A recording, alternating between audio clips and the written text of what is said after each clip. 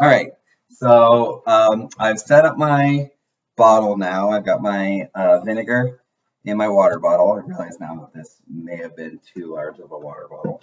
And I have my baking soda inside my balloon. I used my funnel to kind of pour it down into the balloon. Now what you're going to do is you're going to take your balloon and carefully attach it to the top of your water bottle.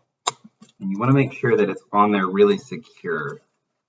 You might have to, again, get a grown-up or a parent to help with this, or you can just watch me do it. And what we're going to do is we're going to lift the balloon up, and the baking soda is going to pour down into the vinegar, and a change is going to happen. All right, so can I get one of my assistants to help? You help? Okay, so you're going to carefully grab the balloon, lift it up.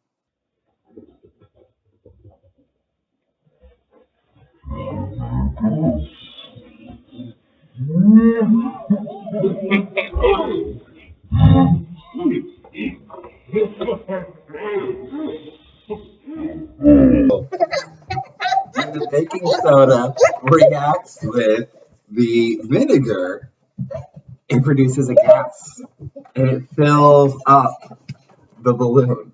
But a lot quicker than I thought it would. All right, so you're going to respond to this and tell me what changes you saw, what changes in states of matter. We had a solid, we had a liquid, and now we have a gas. So there you go. This is a fun thing to try at home, guys. All right, have fun.